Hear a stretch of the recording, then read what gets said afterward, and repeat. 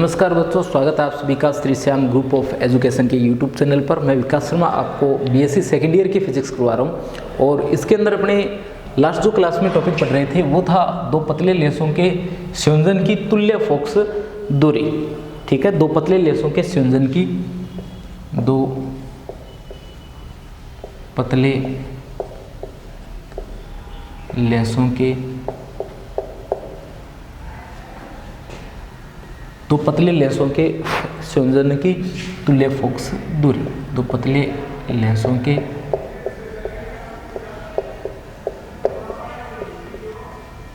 संयोजन की तुल्य फोकस दूरी। ठीक है, अब इसी की कैलकुलेशन को अपने आगे बढ़ाएंगे और इसके अंदर अपने एक दो फॉर्मूले लिख चुके थे, उन फॉर्मूलों को पहले मैं लिख देता हूं। तो एक तो आप लोग इसके अंदर तुल्य फोकस दूरी का फॉर्मूला लिख चुके थे। तुल्य फोकस दूरी का अपने पास में फॉर्मूला क्या आया था? तुल्य फोकस दूरी का सूत्र, तुल्य फोकस दूरी। देखिए एक बात यहां से मैं आपको बता देता हूं कि तुल्य फोकस दूरी का जो फॉर्मूला है वो तो अपने यहां से बना लिया था। ठीक है, तो तुल्य फोकस दूरी का फॉर्मूला आप लोगों को लिखना था, वो फॉर्मूला हम लोगों ने कल बना लिया था। F इक्वल F1 F2 बटा F1 plus F2 minus D। तो तुल्य फोकस दूरी का फॉर्मूला हम लोग जो कल अपनी क्लास थी उसके अंदर बना चुके थे, पर अपने कुछ एक बिंदु यहाँ पर इंपॉर्टेंट आते हैं, एक दो तल आते हैं, उन तलों को अपने आगे पढ़ना पड़ेगा। इसलिए अपने इसी टॉपिक को आगे कंटिन्यू किया गया आपकी बुक के अंदर, अगर आप लोग देख रहे हो तो एक तो आप लोग इस बारे में ध्यान रखना कि अगर आपसे एग्जाम के अंदर पूछा जाए तो दो तुल्य जो आपके पास में दो पतले लेंस होते हैं उनकी तुल्य फोकस दूरी, संयोजन की तुल्य फोकस दूरी, तो आपको ये टॉपिक बस ये तक करना है, F इक्वल F1 F2 बटा F1 plus F2 minus D। पर आगे जो आपके दिया गया है वो जो चीज़ें हैं आपके लिए काम में आने वाली है जब आप लोग चैप्टर को आगे पढ़ोगे। तो यहाँ पर जो मुख्य बिंदु है और इसके अलावा जो मुख्य तल आपके पास में आता है उसको बताने के लिए आगे के टॉपिक जो है वो किए गए हैं। तो एक तो अपने इसका डायग्राम बनाना पड़ेगा फिर से। तो देखिए इस तरीके से इसका डायग्राम था अपने,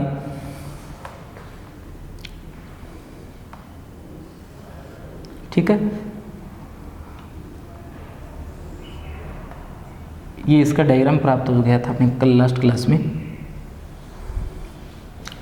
यहाँ से एक प्रकाश की किरण आपतित होती है ए और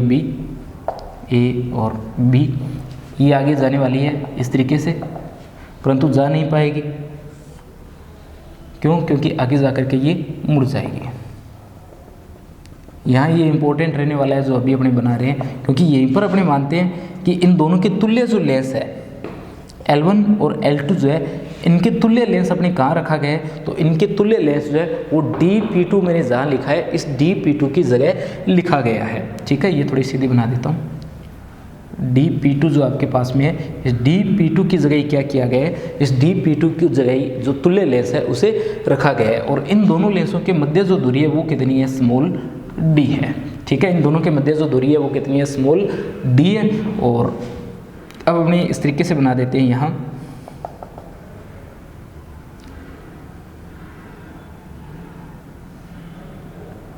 अभी ये नहीं बनानी है अपने,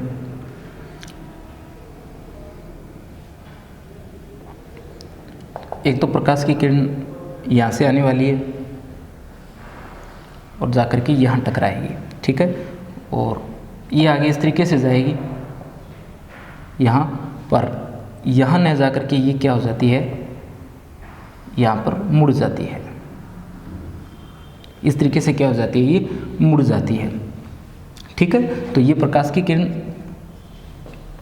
यहाँ पहुँच जाती है। ये अगर पॉइंट F माने और इसे अपने अगर F1 या F' से कुछ लिख दें तो इस तरीके से इसका डायग्राम बनता है। डायग्राम के अंदर मैंने सारी बातें आपको पहले ही बता दी थी कि अपने क्या हो रहा है, ए बी जो प्रकाश की किरण आ रही है ये आगे जाकर के क्या हो जाती है? मुड़ जाती है। ये जो आपका पॉइंट है दूसरा पॉइंट बी जो है, यहाँ से ये क्या हो जाती है? अपवर्तित हो जाती है और अपवर्तित होने के बाद में ये क्या हो जाएगी? यहाँ से मुड़ जाएगी और मुड़ने के बाद में ये कहाँ जाती है? मुड़ने के बाद में ये इस दिशा में चली जाती है। अगर अपने पास में क्या नहीं होता, ये दूसरा लेंस नहीं होता, अगर हमारे पास में ये दूसरा लेंस नहीं होता तो ये बी से जाने वाली प्रकाश की किरण सीधी कहाँ चली जाती, ये बी से जाने वाली सीधी चली जाती F1 पर, यानी प्रथम लेंस जो है उसके लिए जो प्रकाश की किरण आती वो कहाँ जाती, वो जाती सीधी F1 पर। तो ये प्रकाश की किरण यहाँ अगर इसे नहीं बनाती अपने तो ये सीधी कहाँ चली जाती, F1 पर चली जाती, परंतु ऐसा हुआ नहीं।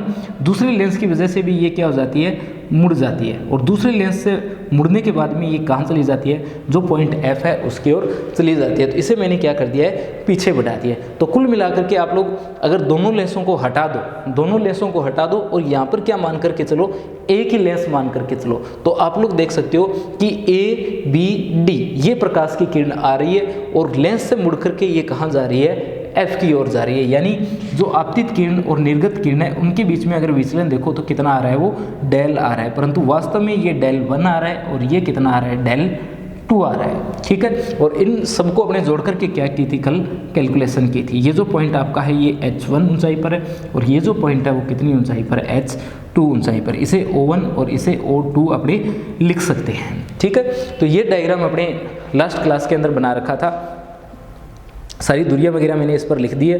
F1 और F2 जो दूरी है उसे भी लिख देता हूँ। ये जो आपके पास में दूरी है, ये वाली, ये दूरी आपके पास में F1 है। ठीक है, ये वो F1 है जिसे मैंने, इसका जो फॉर्मूला है, इसके फॉर्मूले में F1 जिसे अपने लिख रखा है। और दूसरी जो आपके पास में दूरी है वो कितनी है, F2 है, ये F2 है। ये वो F1 और F2 है जिन्हें अपने कहाँ लिख रखा है, इस फॉर्मूले में लिख रखा है। और जो D दूरी है वो दोनों लेंसों के मध्य की दूरी है। ठीक है, तो इतना अपने कल जो है लास्ट क्लास जो थी उसके अंदर अपने पढ़ चुके हैं। अब अपने आगे देखिए इसके अंदर क्या करते हैं, अपने मान लेते हैं कि आपके पास में जो O2 और P2 दूरी है, जो O2 और P2 दूरी है वो कितनी है, O2 और P2 यानी इन दोनों के मध्य जो दूरी है वो कितनी है, O2 और P2, वो दूरी मान लेते हैं -α2 है। वो दूरी कितनी है आपकी, -α2 है। ठीक है, जो आपके पास में DP2 है वो लेंस L2 से α2 स्थिति पर क्या है, स्थित है। तो अपने O2 जो है उससे पीछे की ओर चलना पड़ेगा, इसलिए O2 P2 जो है वो क्या आएगा, अपना माइनस का α2 आएगा। अगर अपने मान करके चले कि अपना DP2F, DP2 और F, ये जो आपका त्रिभुज है DP2 और F, त्रिभुज DP2 और F समरूप है किसके, त्रिभुज CO2 और F के।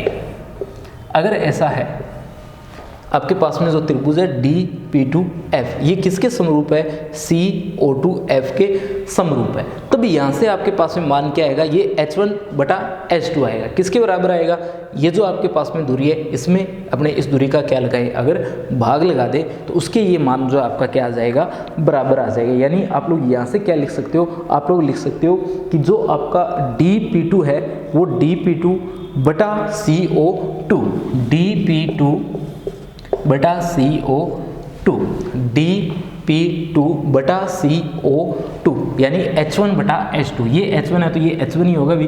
तो DP2/CO2 किसके बराबर है, ये P2F/O2F के बराबर है, P2F/O2F के बराबर है। P2F आपके पास में ये दूरी है और O2F जो है आपके पास में ये दूरी है। ठीक है, तो इन दूरियों के ये क्या है, बराबर है। अगर मान देखे जाए तो DP2 जो है, DP2 ये जो मान है आपके पास में कितना है, ये मान आपके पास में H1 है। तो इसे क्या लिख दोगे आप लोग, H1 लिख दोगे। CO2 जो आपके पास में ये CO2 है, ये कितना है, ये है H2, कितना है आपके पास में H2 है। और P2F जो है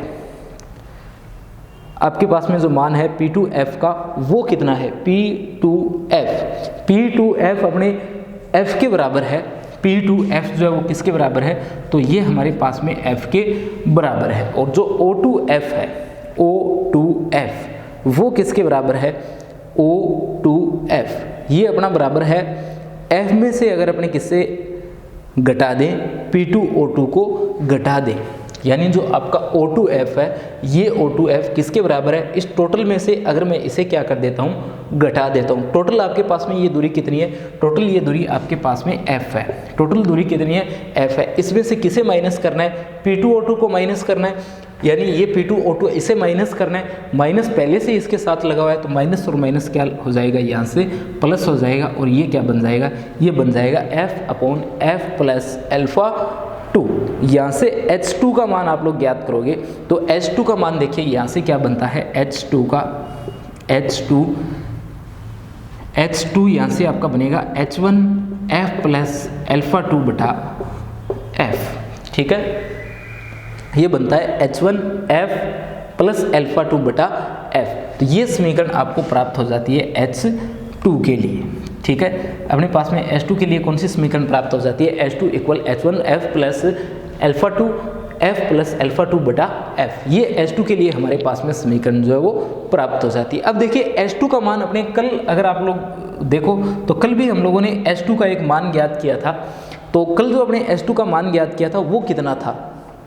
वो अपने पास में था H1 और ब्रैकेट के अंदर लिखा हुआ था F1 माइनस डी। जो आपके पास में कल जो समीकरण आई थी उसमें H2 का मान था H2 equal H1 F1 minus D बटा F1। ठीक है, ये मान था, देखना आप लोग इसे H2 equal H1 F1 minus D बटा F1, ये मान हमारे पास में था। तो दोनों समीकरणें जो किसका मान बता रही है? दोनों ही समीकरणें आपको मान बता रही है H2 का। दोनों समीकरणें अगर H2 का मान बता रही है तो दोनों समीकरणों को आप लोग लिख सकते हो एक साथ। ठीक है, और अगर दोनों समीकरणों को आप लोग एक साथ लिख देते हो और इसे सोल्व कर लेते हो, तब देखिए आपके पास में टोटल मान जो है वो क्या बनेगा।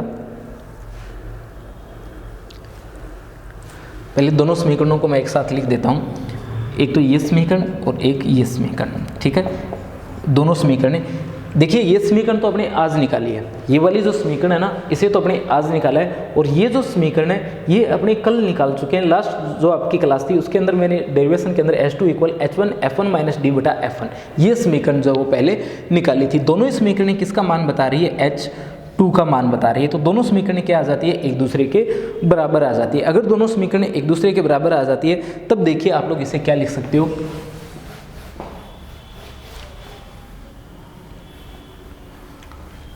दोनों समीकरण अगर एक दूसरे के बराबर है तब ये बनता है H1 F1 माइनस डी बटा F1 इक्वल H1 बटा F प्लस अल्फा 2 बटा F। ठीक है, और यहाँ से H1 जो है उस H1 से ये H1 क्या हो जाता है? निरस्त हो जाता है, और इसे इस साइड मल्टीप्लाई कर देंगे, इसे दूसरी साइड मल्टीप्लाई कर देंगे, तो ये बनेगा आपका F1 माइनस FD किसके equal? F1 plus F1 alpha 2, ये हो जाता है यहाँ से निरस्त, और आपके पास में किसका मान बचता है? अल्फा 2 का कितना? माइनस का FD बटा F1। ये किसका मान प्राप्त हो जाता है आपको? ये मान प्राप्त हो जाता है अल्फा 2 का। अल्फा 2 इक्वल माइनस FD बटा F1। ठीक है, ये अल्फा 2 का मान आपको प्राप्त हो जाता है। ठीक है, इसी तरीके से आप लोग क्या कर सकते हो? अल्फा 1 का मान भी ज्ञात कर सकते हो। जो आपके पास में ये बिंदु आया है P2, इस बिंदु P2 को अपने जाना जाता है मुख्य बिंदु के नाम से। ठीक है, आप लोग इस बारे में ध्यान रखना कि जो आपके पास में P2 आया है ये इससे कितनी दूरी पर स्थित है? तो P2 जो है वो इससे माइनस अल्फा 2 दूरी पर स्थित है। ये P2O2 जो दूरी आपके पास में है ये कितनी है? माइनस का अल्फा 2 है। देखिए है तो ये अल्फा 2 दूरी पर, जिस साइड में इसे लिखा गया है क्या लिखेंगे अपने? माइनस का लिखेंगे, तो ये दूरी कितनी है? माइनस का अल्फा 2 है, यानी P2O2 किसके बराबर है? माइनस अल्फा 2 दूरी के बराबर है। P2 जो है इसे अपने मुख्य बिंदु कहते हैं, ध्यान रखना इस बात का। P2 जो है इसे अपने क्या कहते हैं? मुख्य बिंदु कहते हैं। आगे जब प्रधान बिंदुओं की बात करेंगे तब अपने इसकी जरूरत पड़ेगी। तो P2 जो है उसे किस नाम से जाना जाता है? मुख्य बिंदु के नाम से जाना जाता है, और इससे गुजरने वाला ऊर्ध्वाधर तल जो आपके पास में है जिसे अपने DP2 से लिखा गया है। DP2 जो आपके पास में आया है DP2, ये जो लाइन है DP2, इसे अपने DP2 को जाना जाता है मुख्य तल के नाम से। किस तल के नाम से जाना जाता है? मुख्य तल के नाम से जाना जाता है। तो प्रधान बिंदु अपने पढ़ने वाले हैं। प्रधान बिंदुओं के अंदर दो तो आते हैं आपके फोकस बिंदु F1 F2, दो आते हैं फोकस तल, और दो आपके पास में आते हैं मुख्य बिंदु, और दो आते हैं आपके पास में उनके लिए मुख्य तल। उसके अलावा आपके निर्णती बिंदु आते हैं। तो आप लोग देखिए प्रधान बिंदुओं के अंदर 6 में से 4 तो आप लोग पहले से ही जान गए, F1 F2 को आप लोग जानते हो, P2 की अपने बात कर लिए और P1 को अभी अपने बनाएंगे। तो ये 4 प्रधान बिंदु आपके हो जाएंगे इसी के साथ, और 2 प्रधान बिंदु जो है जिन्हें अपने निर्णती बिंदुओं के नाम से जानेंगे, उसे आने वाले वीडियोस के अंदर अपने पढ़ेंगे। तो ये P2 जो है इसकी पोजीशन क्या है ये आपके लिए जानना जरूरी है। P2 को अपने मुख्य बिंदु के नाम से जानते हैं। तो P2 जो है वो O2 से कितनी दूरी पर स्थित है? ये α2 दूरी पर स्थित है। α2 का मान जो आपके पास में कितना आता है? तो α2 का मान आपके पास में आता है FD/F1। तो ये इंपॉर्टेंट रिजल्ट आपके पास में है, इसे आप लोगों को हमेशा याद रखना है, FD/F1। ठीक है, ये वाला रिजल्ट। और इंटीग्रेटेड के बच्चे अगर इसे देख रहे हैं तो मैंने उनको बताया था कि उनके सिलेबस का ये पार्ट नहीं है, पर जो आप लोगों के सिलेबस का पार्ट है उसके अंदर ये जो मुख्य बिंदु है इन्हें बार बार निकाल करके दिखाया गया है। तो आपके वहाँ सिर्फ इस फॉर्मूले को काम में लिया गया है। ठीक है, तो ये फॉर्मूला α2 का है, α2 = FD/F1। तो ये इंपॉर्टेंट पॉइंट आपके लिए आता है, α2 = FD/F1, और साथ में क्या लगा हुआ है? इसके माइनस लगा हुआ है। ठीक है, अब देखिए आगे इसमें अगर अपने दूसरे मुख्य बिंदु और मुख्य तल की अगर बात की जाए कि आपके पास में जो दूसरा मुख्य बिंदु और मुख्य तल है वो कहाँ होगा?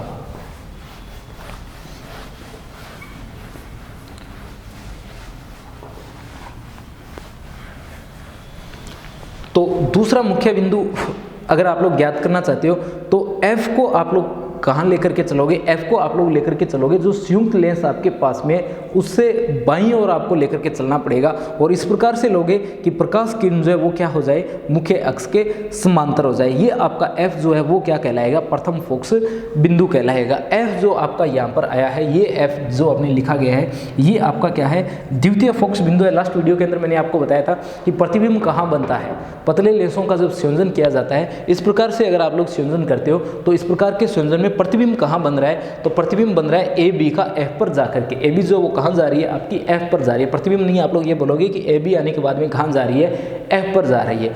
तो आप लोग पढ़ करके आए हो कि जो समांतर प्रकाश की किरण आती है आपके अक्ष के जो समांतर आती है वो कहाँ से होकर के गुजरती है? फोकस बिंदु से होकर के गुजरती है। यहाँ दो लेंस आपने लगा दिए, तो कहाँ से होकर के गुजर रही है? द्वितीय फोकस बिंदु से होकर के गुजर रही है। तो फोकस बिंदु भी आपके प्रधान बिंदुओं के अंदर आता है।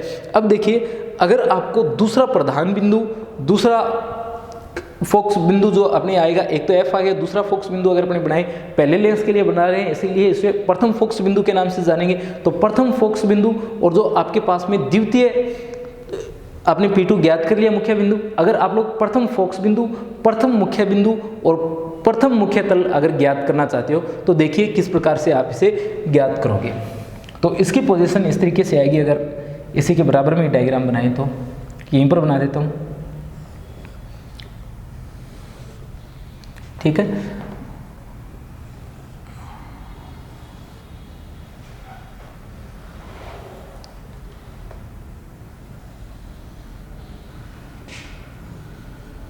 ये आपके पास में लेंस L1 है, ये लेंस आपके पास में क्या है? L2 है। तो L1 L2 आपके पास में लेंस है। O1 O2 जो है, O1 और O2 जो है ये क्या है? इनके जो पॉइंट O है, जहाँ अपने पॉइंट O आता है ये इनके पॉइंट O है, और इन दोनों लेंसों के मध्य जो दूरी है वो कितनी है? स्मॉल d है। इन दोनों लेंसों के मध्य दूरी कितनी है? स्मॉल d है। अगर कोई प्रकाश की किरण यहाँ से चलती है, ये जो आपका पॉइंट है F, अगर यहाँ से प्रकाश की किरण जाएगी तो वो लास्ट में जाकर के कहाँ चली जाएगी? वो लास्ट में जाकर के चली जाएगी इसके समांतर। देखिए डायग्राम आप लोग जब बनाओगे, लास्ट प्रकाश की किरण यहाँ से होकर के गुजरनी चाहिए। डायग्राम को मैं उल्टा बना रहा हूँ, पहले ही आपको बता देता हूँ कि डायग्राम जो है इसे मैं उल्टा बना रहा हूँ। आपको इस साइड से नहीं बनाना है, आपको डायग्राम उस साइड से बनाना है। ठीक है, प्रकाश की किरण वहाँ से आएगी पर डायग्राम ठीक बन जाए इसलिए मैं इसे उल्टा बना रहा हूँ। पहले डायग्राम बना देता हूँ। और ऐसा कर क्यों रहा हूँ तो इसके बारे में भी आप लोग जान जाओगे जब आप लोग प्रधान बिंदुओं के बारे में पढ़ लोगे। जब आप लोग प्रधान बिंदुओं के बारे में पढ़ोगे तब आपको पता चलेगा कि ये जो पॉइंट है ये बिल्कुल इसी पॉइंट पर आकर के आपका मिलना चाहिए।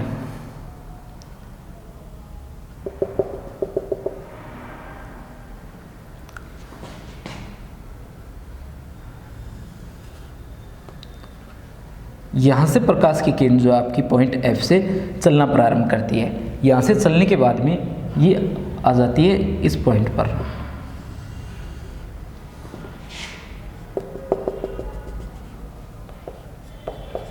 F2, ठीक है। F1 या F2 कुछ भी लिख सकते हो आप लोग, F1 से लिखा गया है बुक में आपके, तो F1 से मैं से लिख देता हूँ। और विचलन जो आपके पास में आ रहा है डेल 1 और डेल 2 आ रहा है, ठीक है। विचलन जो अपने बना देंगे इसमें आगे। ये जो आपका टोटल विचलन है ये कितना है, डेल है, और ये डेल 2 है, और ये जो है ये कितना है, डेल 1 है। ये प्रकाश की किरण F से चलना शुरू कर रही है और यहाँ से अपवर्तित हो जाती है, फिर ये क्या हो जाती है, जो आपका मुख्य अक्ष आ रहा है इसके समांतर हो जाती है। तो A B C नाम से इसे मैं लिख देता हूँ, A B और C, ठीक है। ये हाइट आपके पास में H1 है, और ये वाली जो आपके पास में हाइट है ये क्या है, H2 है, ठीक। अब देखिए इसके अंदर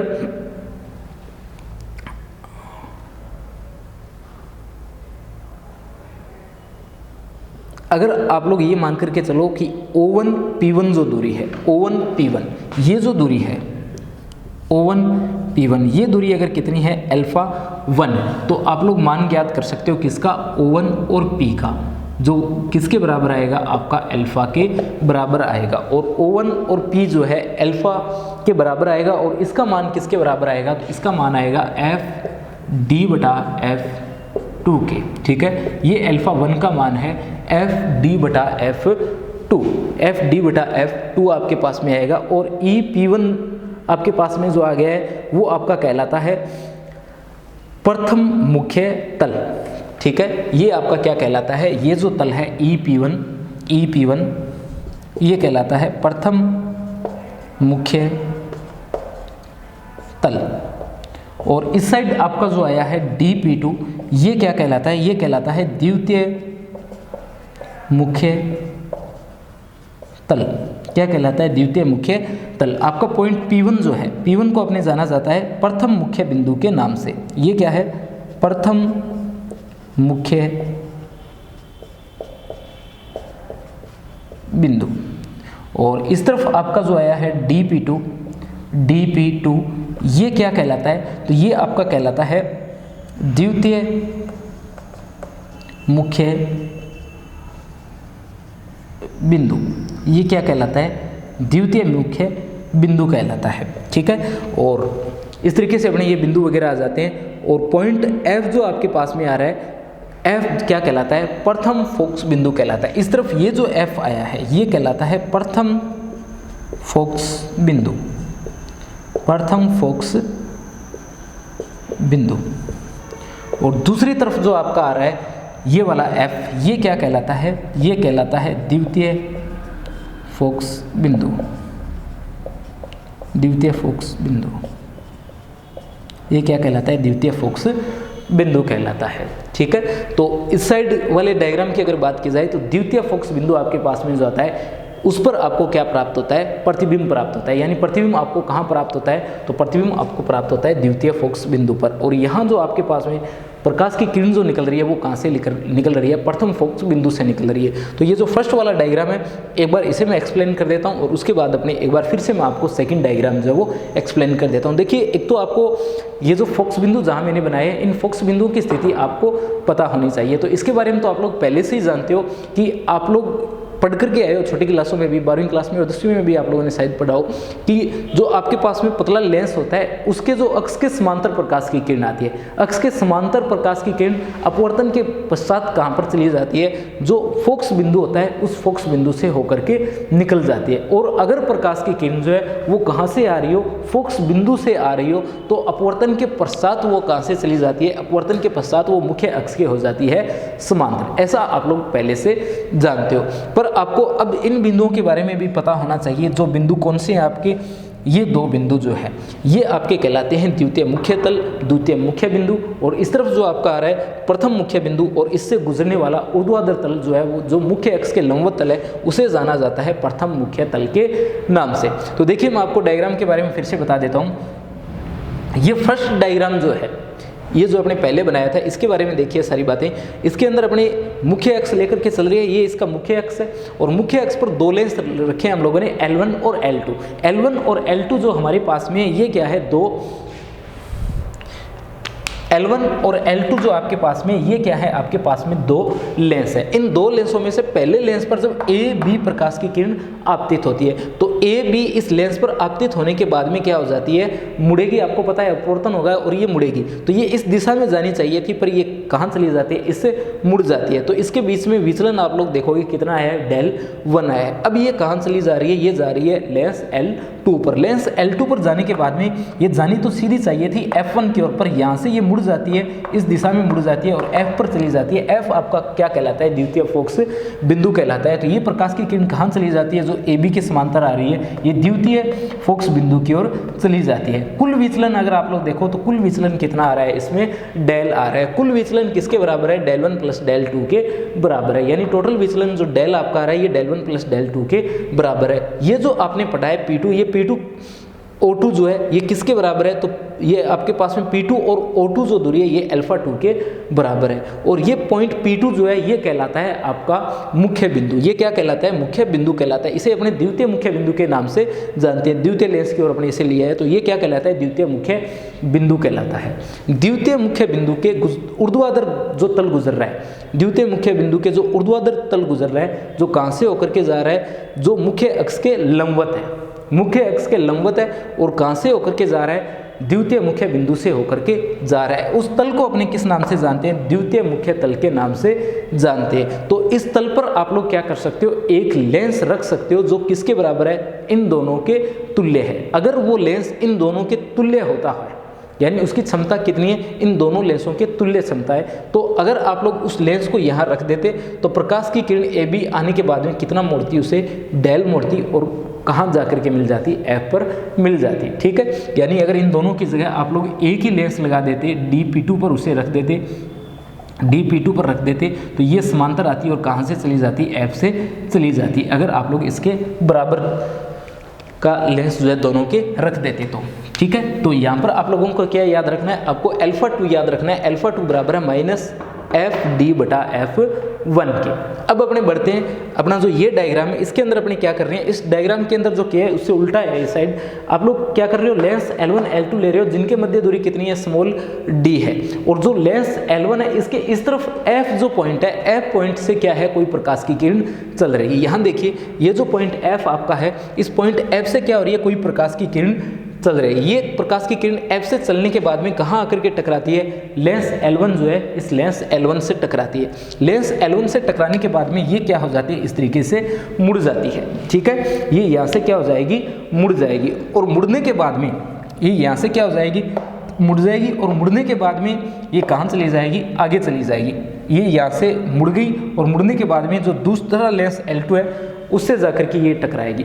और इससे टकराने के बाद में जो मुख्य अक्ष है, ये जो आपका मुख्य अक्ष है, इसके क्या हो जाती है, ये समांतर हो जाती है। तो अपने यहाँ क्या किया है, F से प्रकाश की किरण आ रही है, A पर टकराने के बाद में मुड़ी, B पर गई और B पर भी मुड़ी और मुख्य अक्ष की क्या हो जाती है, समांतर हो जाती है। ऐसा ही आप लोग पढ़ करके आए हो कि जो फोकस बिंदु से होकर के प्रकाश की किरण गुजरती है वो लेंस से अपवर्तन के पश्चात टकराने के बाद में मुख्य अक्ष के क्या हो जाती है, समांतर हो जाती है। तो आप लोगों ने यहाँ देखा ये मुख्य अक्ष की क्या हो गई, समांतर हो गई। ठीक है, अब अगर अपने देखें तो आपका जो प्रथम लेंस L1 है, प्रथम लेंस L1 से पॉइंट P की जो दूरी है यानी O1 और P जो है ये दूरी कितनी है, अल्फा 1 है। जिस प्रकार यहाँ अल्फा 2 का मान ज्ञात किया था उसी प्रकार आप लोग इस तरफ क्या कर सकते हो, अल्फा 1 का मान ज्ञात कर सकते हो। और अल्फा 1 जो है आपका किसके बराबर आएगा, O1 P के बराबर आएगा। और इसका फॉर्मूला बनेगा FD/F2 और ये क्या है, माइनस FD/F1 है। तो ये आपके पास में अल्फा 1 अल्फा 2 के फॉर्मूले बन जाते हैं। फॉर्मूले आप लोगों को याद रखने पड़ेंगे, जब आगे का आप लोग चैप्टर पढ़ोगे तो आपको जरूरत पड़ेगी। ठीक है, फर्स्ट यूनिट के अंदर भी और सेकंड यूनिट के अंदर भी जो सिंपल बीएससी के बच्चे हैं दोनों यूनिट में फॉर्मूलों की जरूरत पड़ेगी इनकी, और इनकी पोजीशन भी आपको पता होना चाहिए। ठीक है, तो आप लोग देखोगे कि आपको जो प्रथम मुख्य बिंदु है वो कहाँ प्राप्त होता है, O1 P1 जो है यानी जो O1 है उससे α1 दूरी पर प्राप्त होता है P1 पोजीशन पर। मुख्य अक्ष जो आपका है, मुख्य अक्ष के लंबवत जो तल गुजर रहा है और जो कहाँ से होकर के जा रहा है, P से होकर के जा रहा है, वो आपका तल है EP1। और EP1 जो तल है इसे अपने जानते हैं मुख्य तल के नाम से, प्रथम मुख्य तल के नाम से। ठीक है, तो ये आपके प्रधान बिंदुओं में से प्रथम, द्वितीय मुख्य बिंदु और फोकस बिंदु हम लोगों ने पढ़े। और दो